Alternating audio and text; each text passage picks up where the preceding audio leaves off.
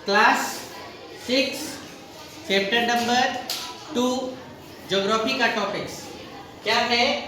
Latitude and क्या longitude. क्या बोला जा रहा है? लैटिट्यूड एंड क्या लॉन्गिट्यूड। आप लोग भी बोलेंगे, हंसना नहीं है। लैटिट्यूड एंड क्या लॉन्गिट्यूड। लैटिट्यूड का मतलब क्या हो गया? अक्षांश। और एंड का मतलब और लॉन्गिट्यूड का मतलब क्या हो गया? देशांतर।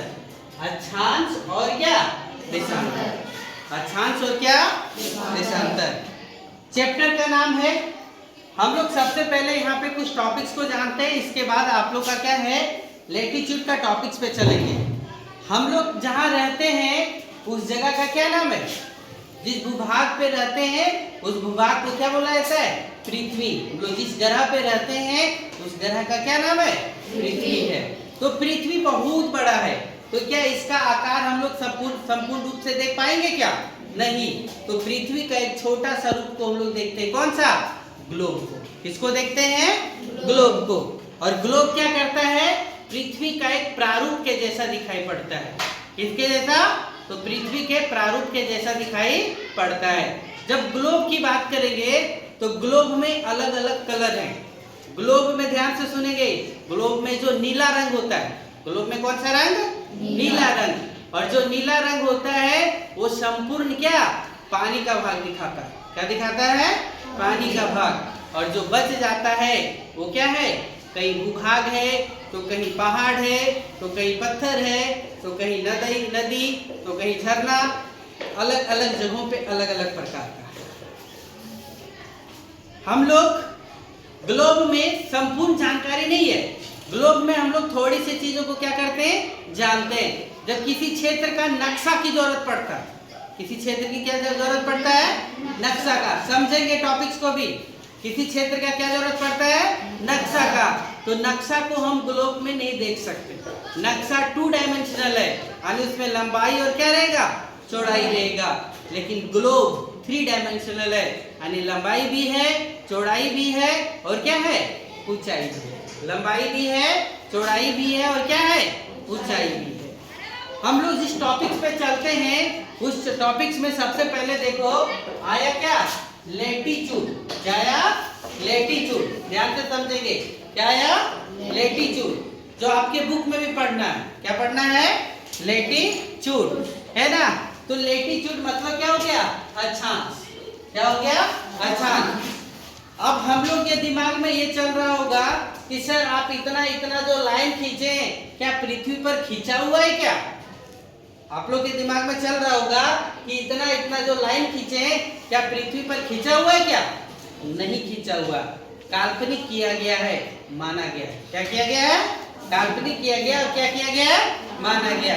सबसे पहले देखो एक यहाँ पे लाइन खींचा, देख रहे हो? इस प्रकार का ये ग्लोब है ना, जिसको हम लोग गोलार्ध बोलते हैं, है ना? या फिर इसे ग्लोब भी बोल सकते हैं। इसे क्या बोला गया? तो देखो ये नॉर्थ को बताता है। नक्शा में जब भी बनाएंगे तो उत्तर का किधर की ओर होगा? तो ऊपर जो होगा वो किधर की ओर होगा? उत्तर की ओर। ऊपर जो बताएगा वो हमेशा किधर बताएगा? उत्तर की ओर। समझना भी है, हंसना नहीं है। ऊपर की ओर बताएंगे तो क्या बताएगा? उत्तर। और जब नीचे की ओर बताएंगे तो क्या बताएगा? दक्षिण। क्या बताएगा? दक्षिण। यानी ऊपर में नॉर्थ और नीचे क्या? साउथ। नक्शा में सबसे पहले इंपॉर्टेंट टॉपिक्स होता है इस चीज को समझना। देखो ये यहाँ पे क्या बताया? नॉर्थ। यहाँ पे क्या बताया? साउथ। इधर देख रहे हो दाहिना हाथ चल रहा है ना, तो दाहिना हाथ को क्या बोला गया? ईस्ट। और बाएं हाथ को क्या बोला गया? वेस्ट। ये सबसे बड़ा इंपॉर्टेंट चीज है इस नक्शे में, समझिएगा। ठीक है? तो देखो पृथ्वी को ना जब हम लोग यहाँ पे एक विषुवत रेखा खींचा गया, ये 0 डिग्री खींचा गया। 0 डिग्री जब लाइन माना गया तो 0 डिग्री लाइन के उत्तर वाले को उत्तरी गोलार्ध बोला गया। क्या बोला गया? उत्तरी गोलार्ध। और नीचे वाले को क्या बोला गया? दक्षिणी गोलार्ध। ऊपर वाले को क्या बोला गया? उत्तरी गोलार्ध। और नीचे वाले को क्या बोला गया? दक्षिणी गोलार्ध। ये सब क्या रेखा खींचा गया क्या पृथ्वी पर? क्या माना गया है? काल्पनिक माना गया। क्या माना गया है? काल्पनिक। तो पूरे ग्लोब को कितने भागों में बांटा गया? 2 भागों में, उत्तरी गोलार्ध और किसे? दक्षिणी गोलार्ध। किसके आधार पर? अक्षांश के आधार पर। किसके आधार पर? अक्षांश के आधार पर। उत्तरी गोलार्ध और क्या दक्षिणी गोलार्ध। अब देखो पृथ्वी पर जो कुछ कुछ लाइन जो बड़े इंपॉर्टेंट लाइन है ना, उन सभी इंपॉर्टेंट लाइन को हम लोग देखते हैं और क्या लिखा है सो समझो। ये देख रहे हो पृथ्वी पर जो रेखा खींची गई है, ये रेखा देखो बीचों जो पृथ्वी के जो बीचों बीच से खींचा गया है एक वृत्त है। कैसा बनाता है ये वृत्त? जैसे हम लोग सेब को काटेंगे ना, तो सेब को काटने के बाद कैसा मिलेगा? एक वृत्त के आकार का मिलेगा। किसके आकार का मिलेगा? वृत्त के आकार का। तो उसी प्रकार से ये इक्वेटर लाइन भी क्या है? एक वृत्त है। क्या है? एक वृत्त है। सवाल पूछा जाता है कि पृथ्वी पर सबसे बड़ा वृत्त कौन है? तो पृथ्वी पर सबसे बड़ा वृत्त कौन है? इक्वेटर लाइन है। इसे क्या बोला गया? विषुवत रेखा। क्या बोला गया? विषुवत रेखा। तो विषुवत रेखा के ऊपर जाएंगे तो उत्तरी ध्रुव यानी क्या बोलते हैं? उत्तरी गोलार्ध, और विषुवत रेखा के नीचे जाएंगे तो क्या बोलेंगे? दक्षिणी गोलार्ध। तो देखो 23.5 डिग्री उत्तरी गोलार्ध, 23.5 डिग्री उत्तरी अक्षांश। ये 23.5 डिग्री क्या लिखा हुआ है? उत्तरी अक्षांश को क्या बोला गया? Tropic of cancer. क्या बोला गया? ट्रॉपिक ऑफ कैंसर, जिसे क्या नाम दिया गया है? कर्क रेखा। क्या नाम दिया गया है? कर्क रेखा। क्या नाम दिया गया है? कर्क रेखा। तो कर्क रेखा कितना डिग्री लाइन पे गुजरता है? 23.5 डिग्री। कितना डिग्री? 23.5 डिग्री। 23.5 डिग्री। फिर देखो आर्कटिक सर्किल। क्या लिखा? आर्कटिक सर्किल, यानी इसको क्या बोला गया? आर्कटिक वृत्त। और आर्कटिक वृत्त कहाँ गुजरता है? तो 86.5 डिग्री उत्तरी अक्षांश से। आर्कटिक वृत्त कहाँ से गुजरता है? 86.5 डिग्री कहाँ से? उत्तरी अक्षांश से। फिर देखो ये नॉर्थ पोल। नॉर्थ पोल कितना डिग्री? 90 डिग्री। नॉर्थ पोल कितना डिग्री? 90 डिग्री। यानी उत्तरी ध्रुव। नॉर्थ पोल मतलब क्या हो गया? उत्तरी ध्रुव। उत्तरी ध्रुव कितना डिग्री? 90 डिग्री। उत्तरी ध्रुव कितना डिग्री? 90 डिग्री। फिर देखो उधर छोड़ दिए, फिर इधर दक्षिण की ओर चलते हैं तो 23.5 डिग्री साउथ। 23.5 डिग्री क्या लिखा हुआ है? साउथ, है ना? यानी 23.5 डिग्री किधर? दक्षिण की ओर। तो 23.5 डिग्री जो दक्षिण की ओर रेखा खींची गई है उसे क्या बोला गया? Tropic of Capricorn. क्या बोला गया? ट्रॉपिक ऑफ कैप्रिकॉर्न, जिसे हिंदी में क्या बोला जाता है?